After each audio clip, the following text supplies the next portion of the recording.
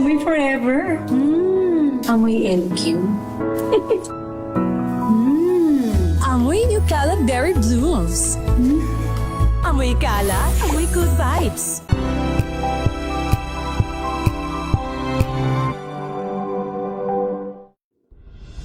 Tuloy-tuloy ang pagtulong, tuloy-tuloy ang pagseserbisyo, at tuloy-tuloy ang balitaan kasama si May Binauhan sa Operation Tulong mula Lunes hanggang Biyernes.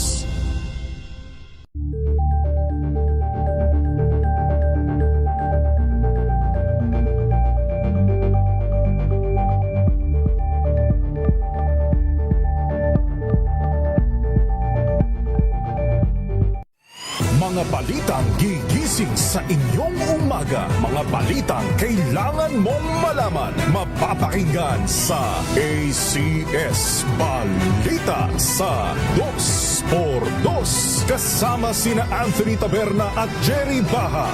Lunes hanggang Biyernes.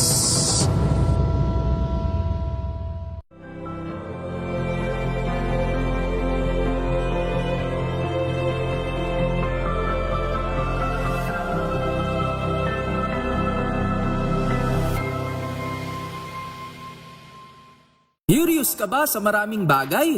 Kami na ang bahala dyan. Aalamin, tutuklasin at bibigyang linaw namin ang mga katanungang bumabagabag sa inyong isipan. Sa programa kung saan ang bawat sagot ay galing lamang sa mga eksperto. Ang Expert's Opinion, tuwing linggo alas 3 ng hapon, dito lang sa DZRH TV.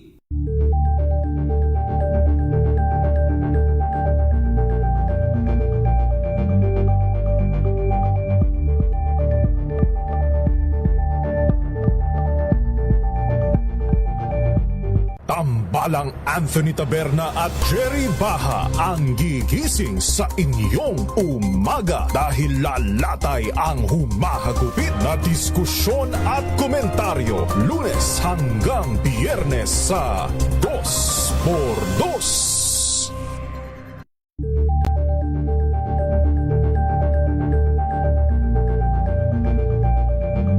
Maagang balitaan, maagang usapan sa mga issue at balita kasama si Kuya Angelo Palmones sa Magandang Umaga Pilipinas mula Lunes hanggang Biyernes.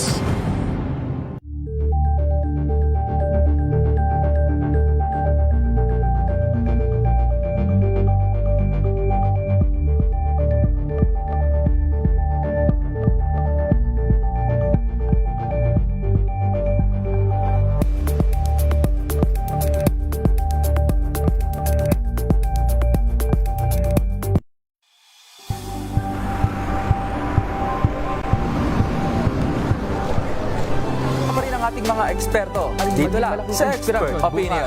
Ito ang The Better ang News. TNVS. Trending and Isang kwento, iba't ibang anggulo. Dito, sa Point. Bawat pananagutan at itatalakayin dito sa Hoy. Bawal yan.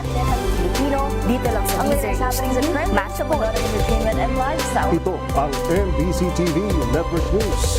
Una sa Pilipinas, una sa Pilipino.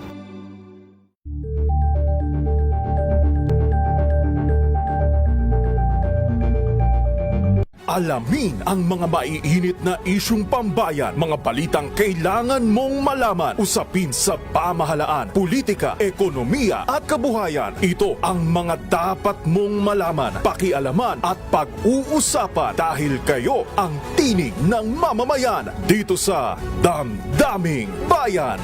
Live sa DZRH Radio, DZRH TV at DZRH Digital. Kasama sinalakay Deo Macalma at Elaine Apit. Araw-araw, Lunes hanggang Biyernes. Damdaming Bayan.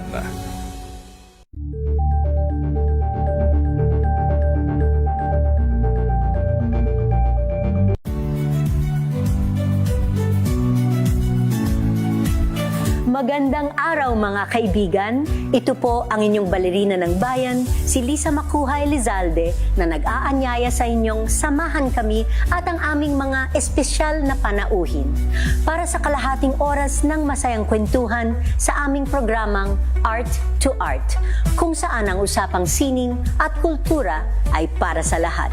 Huwag kaliligtaan, tuwing linggo, alas 3:30 ng hapon, dito lamang sa DZRH Radio, DZRH TV, at via online streaming.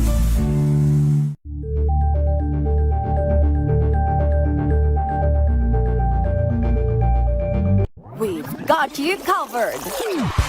From the hottest hits, exclusive interviews, kilig to the bones fan meet experience, and hataw performances of your favorite stars. Saturdays, 12 noon, dito lang sa DZRH TV.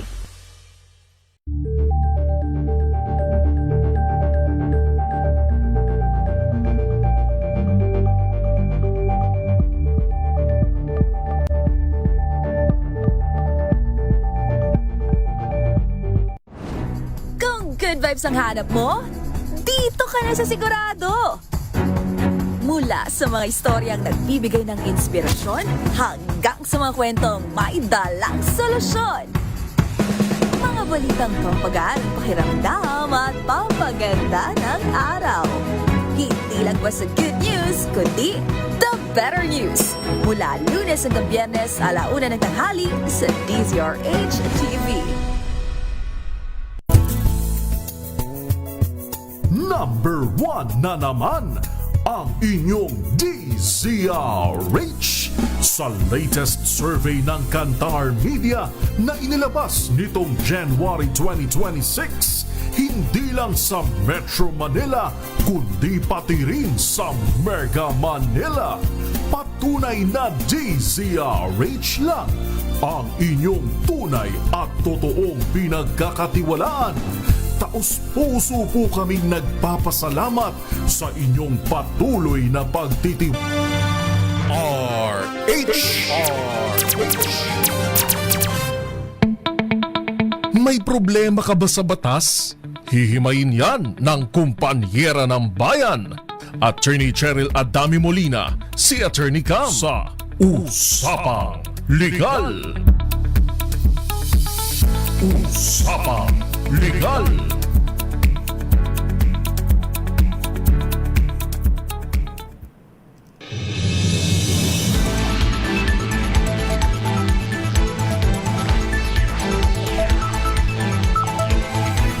Magandang gabi po Luzon, Visayas and Mindanao. Welcome po sa DZRH Usapang Legal. Kasama po yours truly, ako po si Attorney Cam. Every Mondays, Wednesdays, and Fridays nyo po nakakasama. And Tuesday and Thursday naman po with Attorney Rina Seco. Pag-uusapan po natin ngayon yung famous line ng ating Miss Universe na si Miss Pia Words ba? Yung kanyang sagot, tandang-tanda ko. Sagot niya doon sa Binibining Pilipinas kung saan siya nanalo, no? Yung sinasabi niya think before you click. Paano ba nasabi ni Miss Pia yon? Tsaka ano bang significance nung think before you click, lalong-lalo na, no? Sa mga social media users. So, pag sinabi mo kasing think before you click, madali lang po kasing mag-click ng mag-click, di ba? Wala tayong minsan pasintabi kung sinong matatamaan, kung ano yung consequences. Basta meron kang gustong sabihin, you exercise our freedom of expression, ipopost mo yan sa social media. So, ang ating freedom of expression po, guaranteed po yan ng ating Constitution. So, nasa ano po yan, no? Article 3, Section 4, Bill of Rights. Importante yan kasi po nung naipasa yung 1987 Constitution. Remember, nagkaroon po ng EDSA Revolution 1986, no? So, nagkaroon ng bagong saligang batas at dito hinubog, no, yung karapatan natin na magbigay ng expression o kaya naman magbigay ng kuro-kuro ng ating opinion sa mga bagay-bagay. Especially, nandito rin po yung karapatan, no, ng malayang pamamahayag, freedom of speech, no, at freedom of the press, nandito rin po yan. So itong Article 3 Section 4, ang sinasabi po sa atin nito, no, no law shall be passed abridging the freedom of speech, of expression, and of the press, and the right of people to peaceably assemble and petition the government for redress of grievances. So mapapakinggan po natin ang daming kalayaan ng pamamahayag, kalayaan magsalita, 'di ba? So nandito po 'yan sa ating saligang batas, which is yung 1987 Constitution. Kaso nga lang po, minsan akala nila, no, itong kalayaan natin ay absolute. Pag sinabing absolute, walang makakapigil, ganon. Pero hindi po, no? Ito po ay hindi absolute. Na ibig sabihin, pwede kang magsabi ng mga bagay-bagay kahit masaktan mo ibang tao, kahit mag-violate ka ng batas. So hindi po, may mga limitasyon po ang ating kalayaan na magsalita, na magbigay ng opinion, no? Lalo't lalo na kung ito po ay magre-resulta sa violation po ng ating revised penal code, yung cyber law na hinango po, no, yung libel sa revised penal code. Ganon din po yung ating violation ng data privacy, no? Yung pagbibigay ng mga confidential information sa social media nang walang pahintulot nung may ari nung confidential information. So yan yung pag-uusapan natin. Ano ba ang mga pwedeng kaharapin kapag nag-post ng mapanira sa social media? Yan. So ang ganda nung sagot niya, think before you click. So bago ka mag-click, isip-isip ka muna. Ganon. So magandang topic ito, no, para sa mga kababayan natin na laging mahilig mag-post, no, sa social media. Again, wala pong problema, mag-post ka ng mag-post as long na alam mo ang limitasyon sa pagpo-post ng mga impormasyon na kailangan mong i-share sa social media. Tandaan po ninyo, before, radyo, TV at dyaryo ang ating means, no, kung saan para ma-disseminate yung mga information na natatanggap natin, no. So nakarely po tayo ng radyo, TV at print. Ngayong digital age, bukod sa radyo, TV at print, andito na po si social media. So isa po yan sa pinagkukunan natin ng source ng information. So kasama na po dyan, of course, yung mga radio, television, and print na meron na po silang mga social media accounts, no? Na katulad po ng DZRH. So mapapanood niyo po kami live sa DZRH News, sa DZRH News television Facebook live, and DZRH TV live stream naman po sa YouTube. Search nyo lamang po yung basta DZRH live stream. Okay po yan. So ganun po, no? May mga iba na bagamat hindi po sila part ng radio, TV, and social media, may mga iba nagpapalaganap din po ng mga impormasyon. Dito na po tayo pumapasok kasi anyone can post about anything sa social media. Ikaw mismo, di ba? Kung gusto mo mag-post, post ka, mag-share ka, share ka, ganun. So doon makikita yung freedom of expression mo, na ito yung kuro-kuro mo, ito yung opinion mo, no? Minsan nagko-comment ka pa, ganyan. So, yung mga platforms po like Facebook, Twitter, ngayon po ay X na pala, no? X, kasi nabili na po yan ni Elon Musk. TikTok, ayan, LinkedIn. Ito na po again yung nagpa-revolutionize kung paano po mag-receive ng information at mag-share ng information ang mga Pilipino. So, anyone can post and can share or repost, no, yung parang sinishare mo, repost yung mga content. So madaming mga subscribers or a user rather ng social media platforms. Again, yun nga lang po, nagugulat yung iba, bakit merong mga kaso, no, na bigla na lang fina-file sa kanila because of their post. So ito na po yun, no? Sa batas natin, bagamat meron tayong freedom of expression, again, nakalagay din po sa ating saligang batas yung ating protection para sa privacy. So, may mga iba po talaga na mga private information na hindi naman po pwedeng ikalat sa social media. No? So, yung private information, again, yung right to privacy, pareho silang nasa Constitution. So, equal footing, di ba? Alright? Merong freedom of expression and of the press, freedom of speech, pero meron ding right to privacy. No? So, ibig sabihin talaga, hindi absolute yung freedom of speech and expression. So, bagamat din nandyan sila, meron din tayong, nabanggit ko na kanina, yung libel, no? Na nakalagay sa revised penal code, pero in-enforce siya, no? Pinalakas siya ng cyber libel na nasa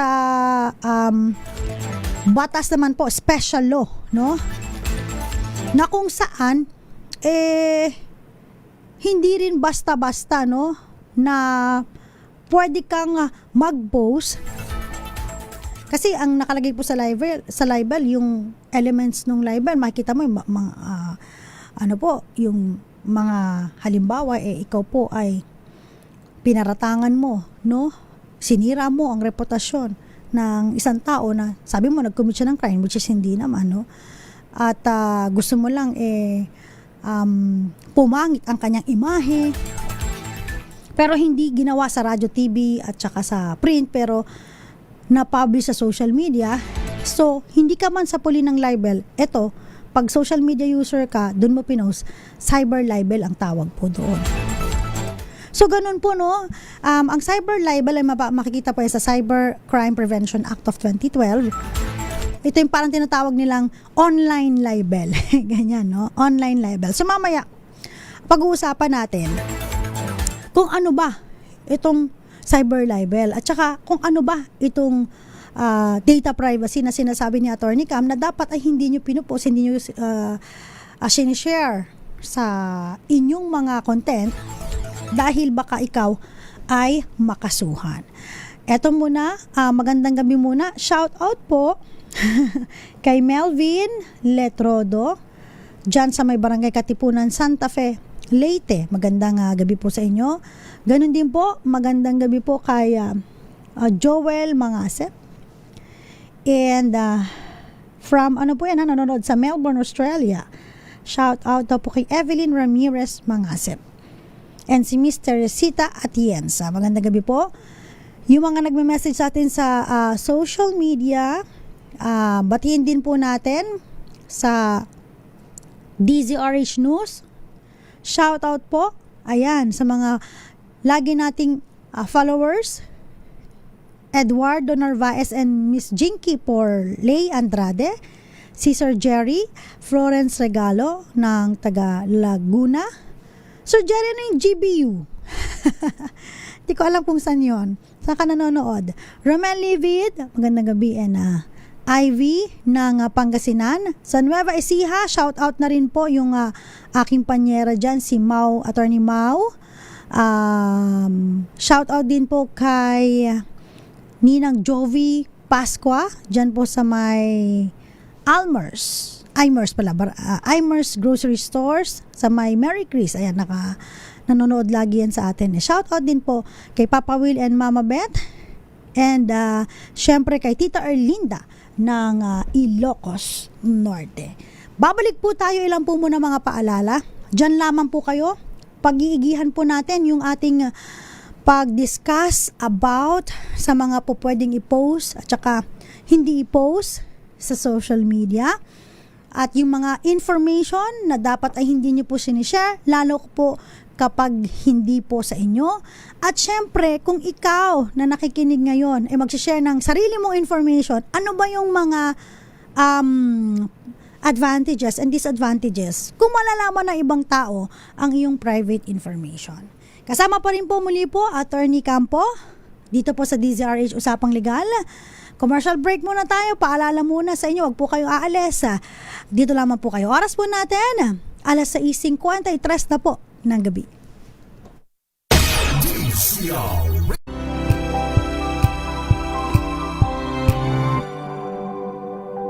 Hello, Washi! Laundry day na naman! Yay! Anong meron? Mancha ng chocolate, putik, may libag pa! Kaya natin yan!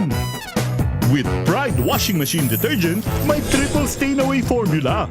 Tanggal ang makapit, madikit, at malupit na dumit mancha. Kaya easy-easy ang labada. Mula noon hanggang ngayon! All you need is pride! All you need is pride! ACS!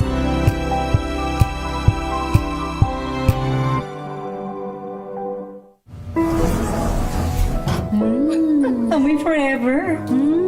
Amoy LQ.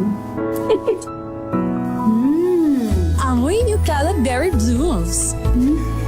Amoy kala, amoy good vibes.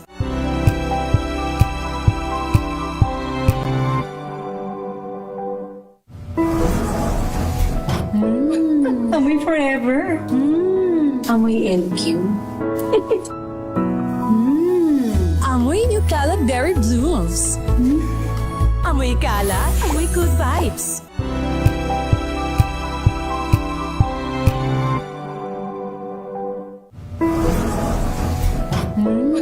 Amoy forever. Amoy LQ.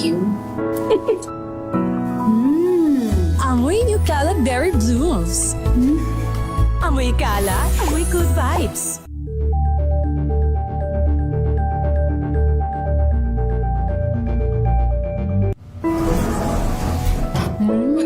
Amoy forever.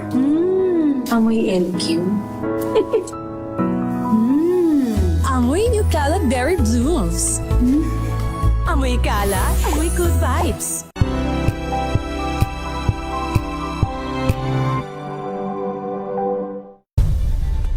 Nagsimula sa pangarap hanggang sa maabot ang tagumpay.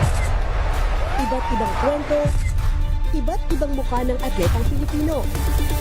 Mas pinatindi, mas pinalakas, at mas pinaaksyon sa Match Point tuwing Sabado, 12:30 ng tanghali sa DZRH TV.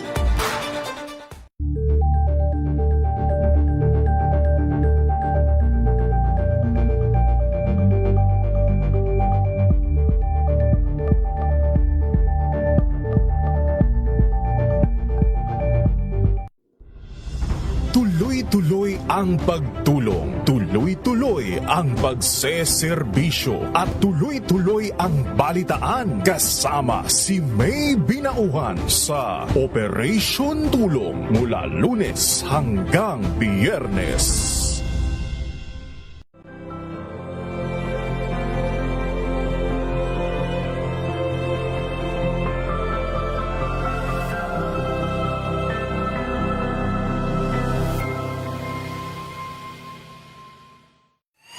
Mga balitang gigising sa inyong umaga. Mga balitang kailangan mong malaman. Mapapakinggan sa ACS Balita sa 2x2. Kasama sina Anthony Taberna at Jerry Baha. Lunes hanggang Biyernes.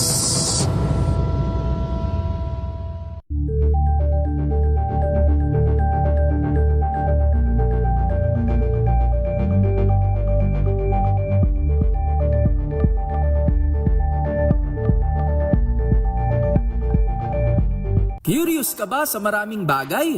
Kami na ang bahala dyan. Aalamin, tutuklasin at bibigyang linaw namin ang mga katanungang bumabagabag sa RH.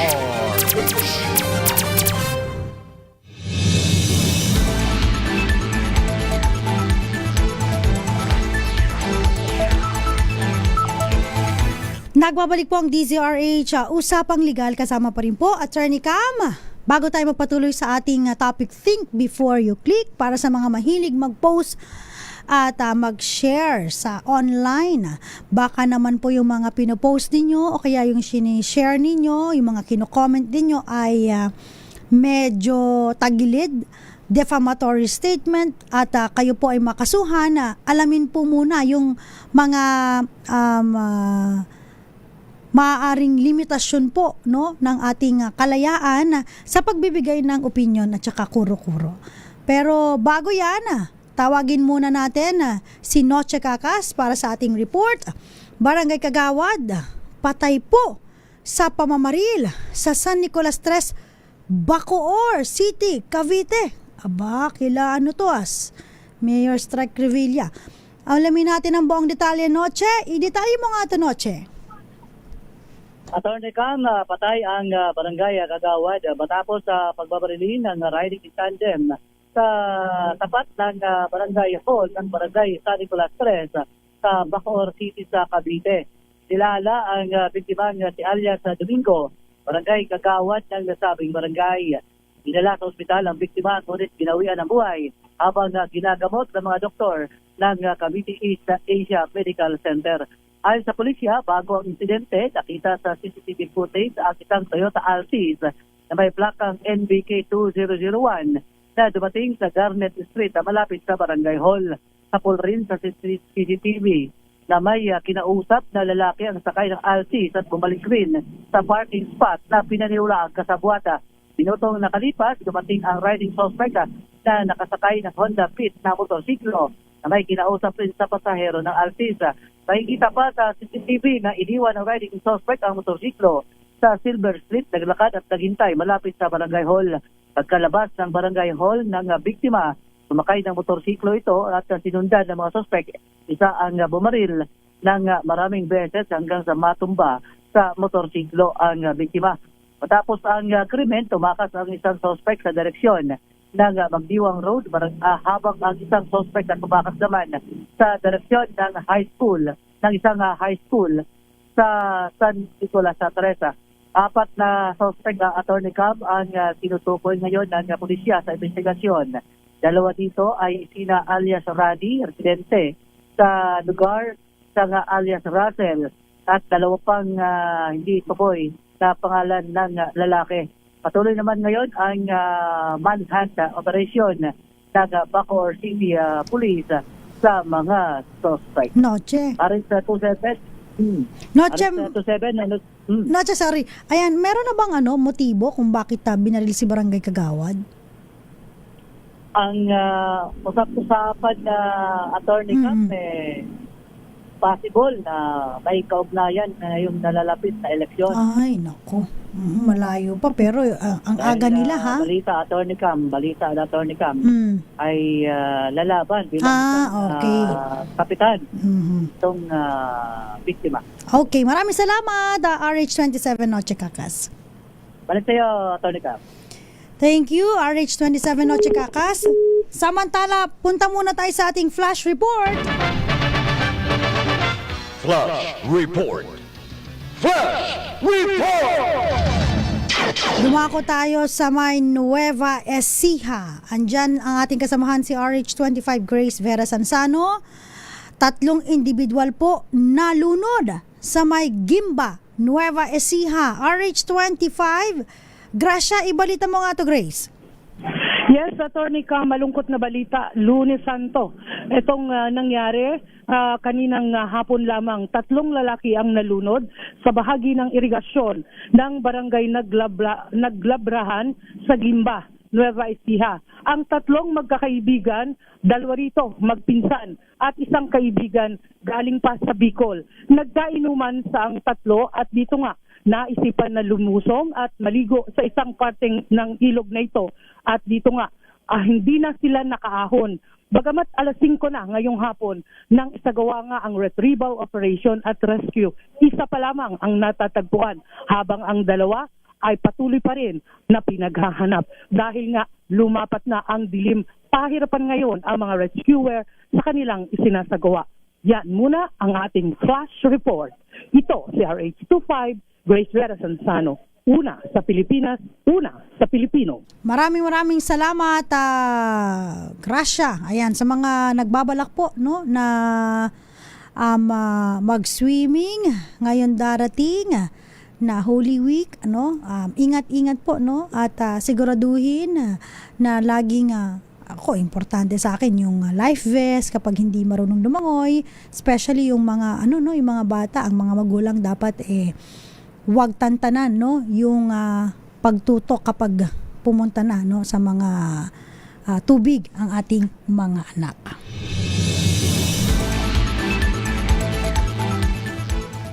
Bago tayo magpatuloy, isabay na muna natin yung ating pamimigay ng papremyo 500 pesos para sa ating kring-kring panalo promo. Makinig maigi! Ito na ang chance mo na manalo ng instant 500 pesos. Kapag narinig mo na ang mahiwagang kring-kring, tignan mo na ang iyong cellphone, baka ikaw na ang susunod naming winner sa kring-kring panalo malakas sa telepono. Para sumali, bisitahin ang Facebook page ng DZRH, fill up pa ng Google Sheet na nakapin sa DZRH FB page at hintayin ang aming tawag sa telepono. Kling-kling na!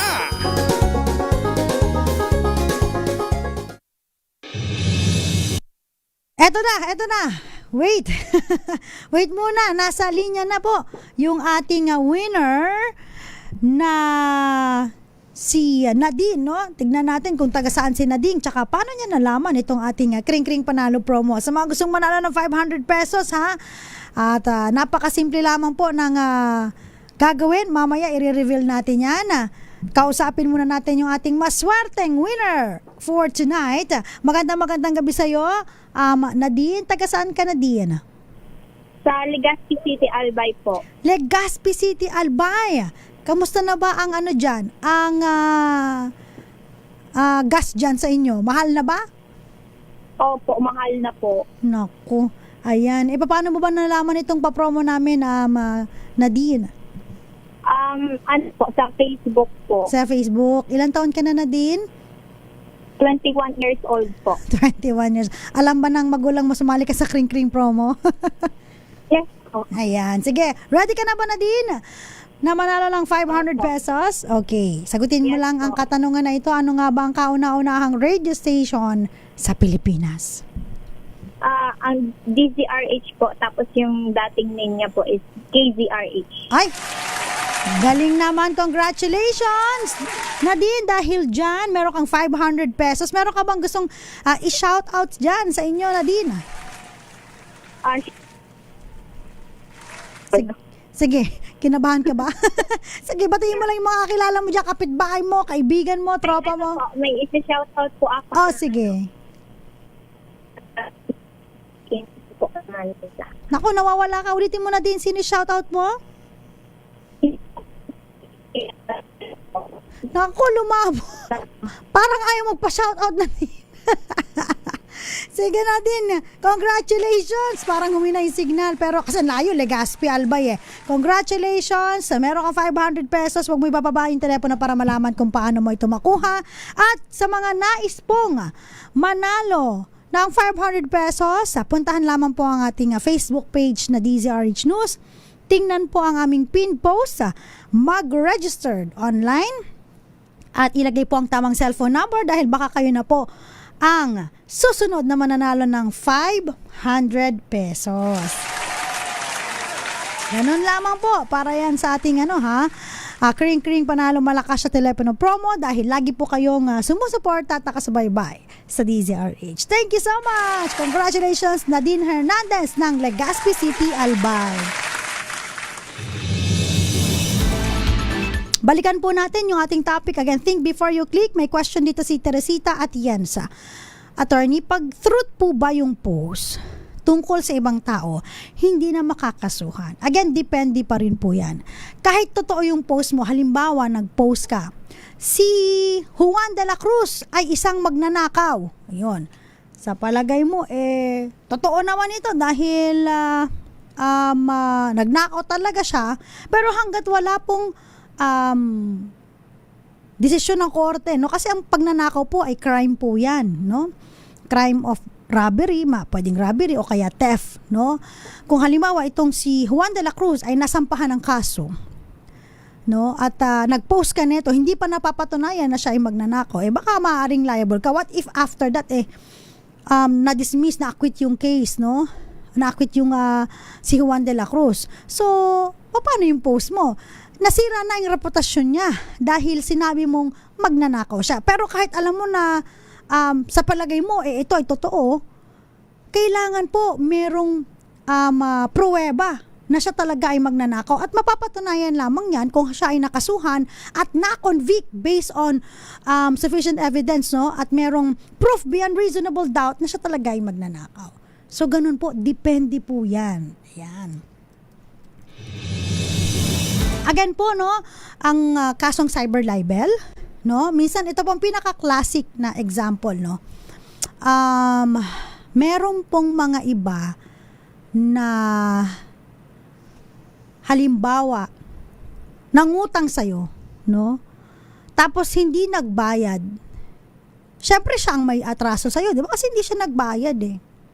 Pero ikaw, sa sobrang galit mo, pinost mo yung kanyang pagmumuka, pinost mo yung kanyang, kung may ID man siya na binigay sa'yo at that time na nanghiram siya ng pera, may pinirmahan kayo, pinost mo yung kanyang personal information, yung kanyang ID, na national ID, no? Itong taong ito ay hindi nagbabayad ng utang.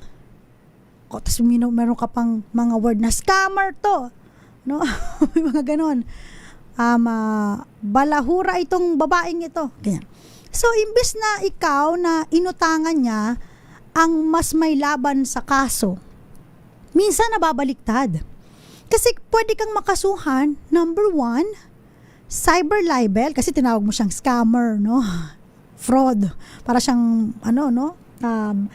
niloko ka niya. Hindi lang naman siya nakabayad sa'yo, no? And next, yung pag-post mo ng personal information niya, using yung ID na binigay niya sa'yo, kasi siguro nagkaroon kayo ng pirmahan ng kontrata, no? Maaaring violation yon ng data privacy. Remember, ang utang, sabi nga nila, no, wala nakukulong sa utang, civil case lang yan, collection of sum of money, small claims cases. Pero itong cyber libel, naku, meron po itong kulong. Violation of data privacy. Parang lugi ka, ikaw na nga indihado dahil sa ginawa mong pagpo-post, ikaw ngayon ang tumagilid. So yun yung mga sinasabi natin na think before you click. Isip muna bago tayo mag-post. Okay, wag puro bugso ng damdamin. Kasi minsan, dahil sa bugso ng damdamin natin, pinopost natin yung mga ganitong bagay, yung mga ganitong impormasyon, na hindi natin alam na meron pala tayong nalalabag na batas. No? So, very important, cyber libel and data privacy.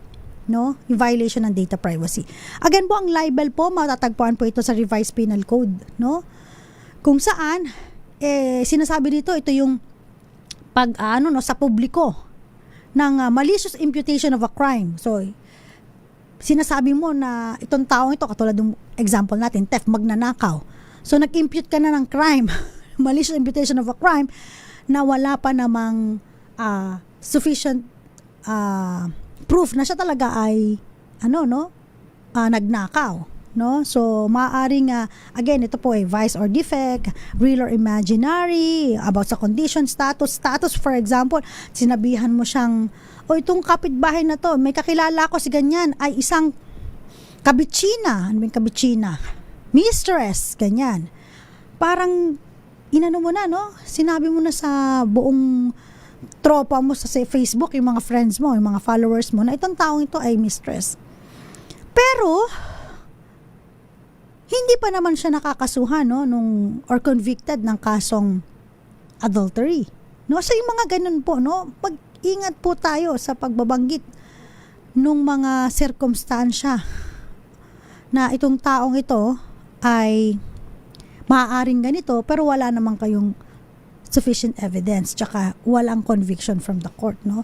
Basta ang goal niya ay mag-dishonor, masira ang reputasyon, at both kahit person or juridical person. Juridical person, pwedeng mga corporation, no? Itong corporation na to, mga mga magnanakaw sila, yung mga ganon. So, laging ingat po sa pagpo-post. Kasi kapag nag-post tayo ng ganyan, bagamat hindi papasok sa libel, again, cyber libel ang papasukan natin. Kasi ang difference lang nila, yung kung saan na publish yung information. Pag libel, maaaring traditional media like radio, TV, print, or other means of committing libels, no? Pero ang cyber libel, gumamit ka na internet, no? Nag-post ka sa social media. So, doon ka sasapulin yan. At alam nyo po ba ang difference nung libel sa cyber libel? Pag libel po, no, may karampatang parusa po yan. Pero ang cyber libel, mas mataas po ng 1 degree higher yan. Ibig sabihin, mas malaki ang punishment mo, ang penalty mo, at ang haba ng kulong mo kaysa sa libel lamang, no? Ibig sabihin, mas mabigat itong cyber libel. Bakit mas mabigat? Kasi po, yung kanyang power, no, na ma-share, makita, instant yan eh, ng mga followers mo, and yung kanyang reach, medyo worldwide yan. Kahit yung mga nasa abroad, basta friends mo, kakilala mo, ano nila yan, makikita nila yan. And of course, kapag ang libel po, no, halimbawa na-commit siya, 1 year kapag hindi ka nag-file, prescribe yan. So, hindi mo na pwedeng i-file yan. Pero ang cyber libel, nag-extend up to 12 years. Biri mo, na-post mo ngayon, hanggang 12 years, pwede ka pang kasuhan. So, ganun po siya. Mas mabigat po siya. Kaya, mas matindi ang cyber libel. Kaya sabi nga, think before you click. Mamaya, pag-usapan pa natin, yung data privacy, kung ano naman ito sa pagbabalik po ng DZRH Usapang Legal, baka makomit nyo rin po ito, pasok din po kayo dito, baka makasuhan din po kayo. So, wag po kayong aalis, ilan po muna mga paalala. Oras po natin, 15 minuto makalipas po ang 7:00 ng gabi. Kasama pa rin po si Atty. Cam para sa DZRH Usapang Legal. This time check is brought to you by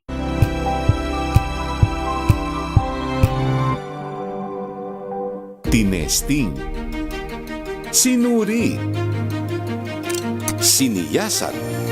Ang resulta? Super effective ang Shield sa pagpatay ng bakterya at virus. Shield Antibacterial Soap. Believe ang mga eksperto sa Philippine Nurses Association. At si Mami. Tiwala ako sa Shield. Shield Antibacterial Soap. Napatunayang mabisa. Ang mga nurse, tiwala. ACS. Amoy forever. Amoy LQ. Amoy New Cala Berry Blooms. Amoy Cala, amoy good vibes. Sa lahat ng bagay, simula pa lang, siguraduhing max protection na. Kasi pag kulang ang proteksyon, baka madaling masira. Sa ngipin, dapat may max protection din. Max sa halaga ng unique toothpaste. With Max Protect Formula, help stop cavities before they start, while keeping breath fresh. Try unique Maximum Fluoride Protection para max alaga, max protektado. ACS. Amoy forever. Amoy LQ. Amoy New Cala Berry Blooms. Amoy Cala, amoy good vibes.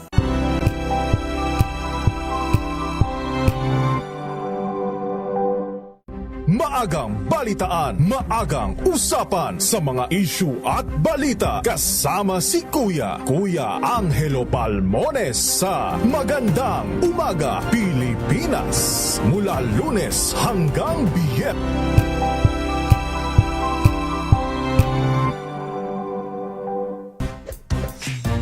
Ang galing-galing mo.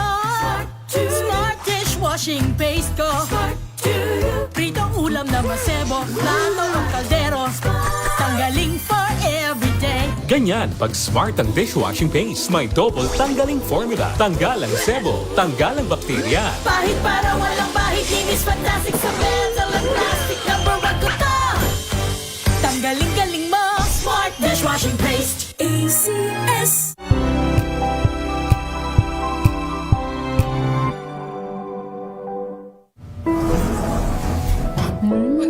Amoy forever. Amoy LQ. Amoy New Kalat Berry Blues. Amoy kalat, amoy good vibes.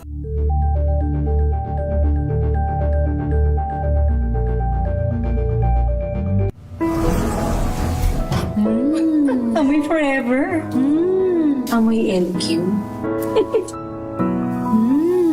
Amoy New Kalat Berry Blues.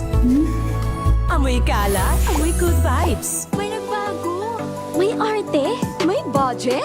Akala nyo lang yon. So solid. White rose papaya, wow. White rose. White rose papaya, wow. White rose. White rose papaya. May glow up with a white rose papaya. White rose papaya. May puti power times 2 kasi may papaya at niacinamide. May shea butter and tea tree oil pa. Kutis sulit ang glow up. Glow up with a white rose papaya. White rose papaya. Kutis sulit ang glow up. ACS. Wow, ang saya. Isang barangay na labada, puro mancha pa. Goodbye, pahinga. Mommy, isang laba lang yan sa Pride Bar Blue. May powerful stain-away enzymes na malupit sa dunit mancha. At di masakit sa kamay. Isang laba lang yan. Hello, pahinga. Hello, Pride Bar Blue. ACS.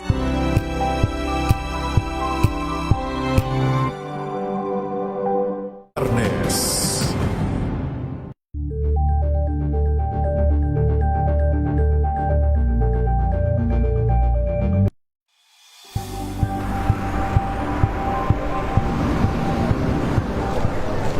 Pa rin ang ating mga eksperto. Dito lang sa Expert Opinion. Ito ang Ito The po Better ang News. TNVS.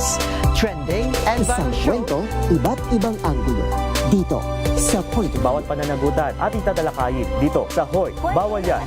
Filipino, dito lang sa Match sa entertainment and lifestyle. Ito ang MBC TV Network News. Una sa Pilipinas, una sa Pilipino.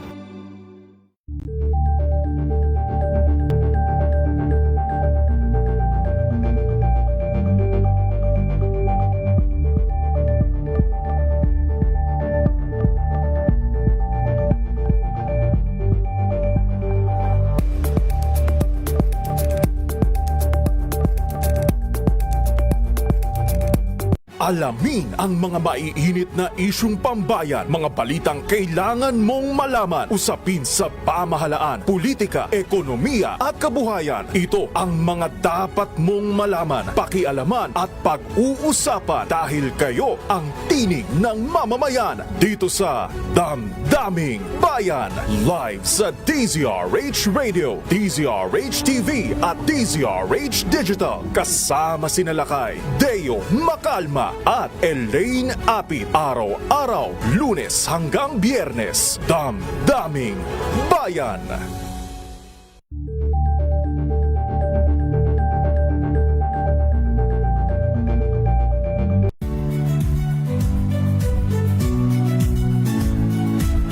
Magandang araw mga kaibigan. Ito po ang inyong balerina ng bayan, si Lisa Makuhay Lizalde, na nag-aanyaya sa inyong samahan kami at ang aming mga espesyal na panauhin para sa kalahating oras ng masayang kwentuhan sa aming programang Art to Art, kung saan ang usapang sining at kultura ay para sa lahat. Huwag kaliligtaan, tuwing linggo, alas 3:30 ng hapon, dito lamang sa DZRH Radio, DZRH TV, at via online streaming.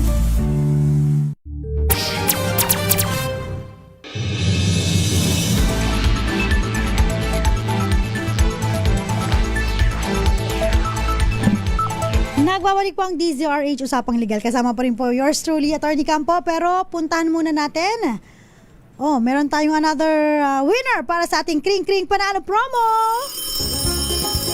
Makinig maigi! Ito na ang chance mo na manalo ng instant 500 pesos. Kapag narinig mo na ang mahiwagang kring kring, tingnan mo na ang iyong cellphone, baka ikaw na ang susunod naming winner sa Kring Kring Panalo Malakas sa telepono.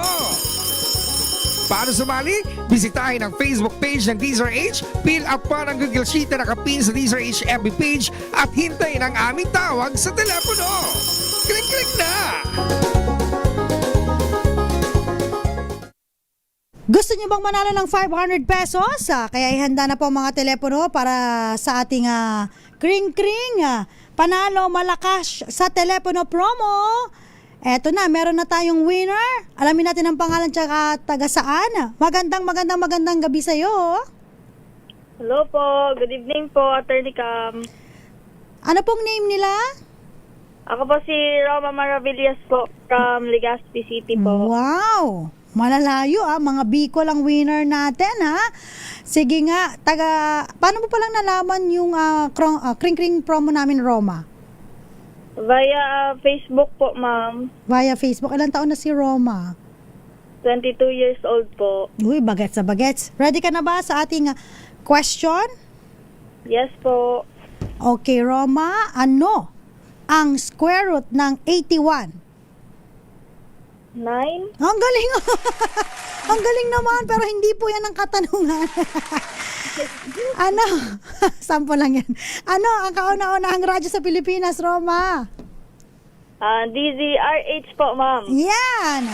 Yun talaga question natin. Galing nasagot So, 500 pesos para sa'yo. Baka meron kang gustong i-shoutout mga friends mo, kaibigan, tropa, o kaya kamag-anak, kakilala. Shout out po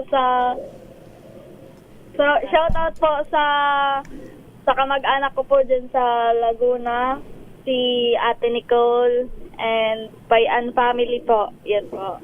Alright, wag mong ibababa ang iyong telepono dahil kakausapin ka ng aming kasamahan dito kung paano mo makukuha ang iyong papremyo. Congratulations, Roma! Galing nakuhulaan niya yung square root ng 81 Anyway, sa mga gustong manalo po sa online na papremyo natin dito po sa Kring Kring promo, puntahan lamang po ang ating Facebook page na DZRH. Tignan ang aming pin post. Mag-register sa aming online form at ilagay po ang tamang cellphone number at baka ikaw na po ang mapalad na manalo ng 500 pesos. Pinag-uusapan pa rin po natin yung think before you click. Okay? Yung think before you click na kung saan hindi kayo basta-basta pwedeng mag-post ng mga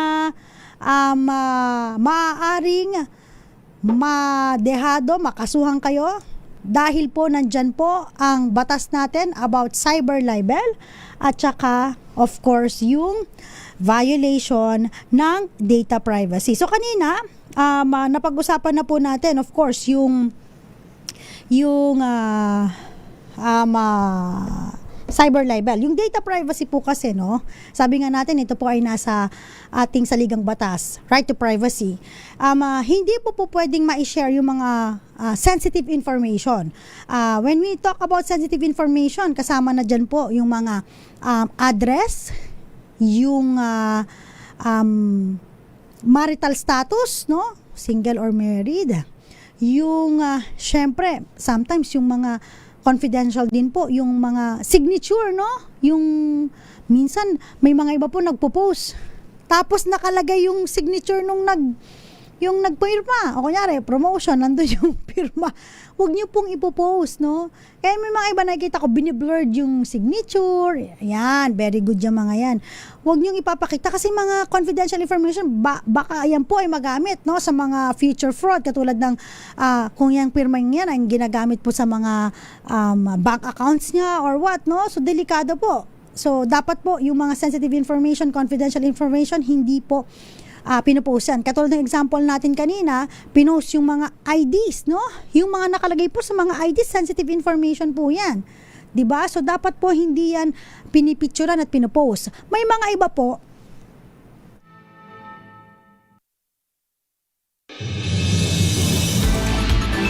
May mga iba po no na ang ginagawa po, bagamat hindi man po yung sensitive or confidential information ng iba, ang pinopost yung information nila. For example, nakakuha ng passport.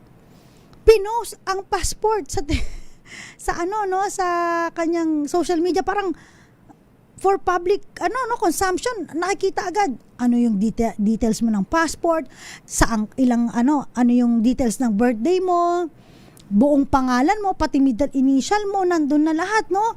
Tapos yung mukha mo, dapat okay lang naman yung mukha. Kung gusto mo naman talaga i-post, ang ganda mo doon, di ba? Why not? Kasi karamihan sa mga IDs, di ba? Parang reklamo natin, no, baya, bakit ang haggard? Ang dami kong ID, haggard ako eh. Kaya ayoko i-post yung mga yung maski mukha ko, ayoko i-post dun eh. So, mas maigi na wag mong ipopost yung mga ganito. Government IDs, yung mga government issued IDs, hindi dapat yung pinopost, no? Sensitive information, maski ikaw mismo sarili mo, mas maigi mag-practice ka, wag mo i-post. Kasama na, of course, no? Yung mga details na pinopost nyo sa Facebook, kunyari, when is your birthday, yung address mo, kung saan ka nag-high school or saan ka nag-work, yung mga kung ano-ano mga information na lahat na parang binulatlat mo na. Tapos biglang kapag merong iba na nagbanggit nito, oy, teka, sensitive information yan, ba't mo pinost? Ano ka ba? Pinablik mo nga to sa may mo sa Facebook mo 'di ba? So very dapat very careful kayo dyan and very mindful kayo about posting your personal information. Okay? Maraming salamat po. Teka, may pahabol greetings yata tayo bago tayo magpaalam. Thank you sa mga tumututok sa atin, palagi ang nakikinig. Pahabol shout out din tayo, syempre. Sa mga nanonood sa atin, silipin lang natin, no? Sina Salvador Escobar, thank you po. Marami kaming natututuhan sa iyong program. Salamat po. Ronald Basco Rabino, Ferrer Jericho, Usapang Legal, tsaka Tita Ems Magazine ang pinapanood ko sa programa dito sa DZRH. Thank you po. Talaga ba? Nag-online podcast ka, Kung nag-online podcast ka, ingat ka, Ferrer Jericho, sa mga sasabihin mo rin, ha? And Henry Dolohan, watching from Botolan, Zambales, De Villa Lea. Magandang gabi po sa inyo. And yung mga nanonood din po sa my DZRH live stream, good evening din po sa inyo. Wednesday po ulit tayo magsasama-sama. Hanapin niyo po ako sa aking TikTok account, ATTYCAM. Okay? Shout out na rin po, Moonbeats and Mayabel. Maraming salamat. Muli po nakasama niyo po, Attorney Cam, para sa DZRH Usapang Legal. Oras po natin, 7:31 para sa DZRH. Una sa Pilipinas, una sa Pilipino.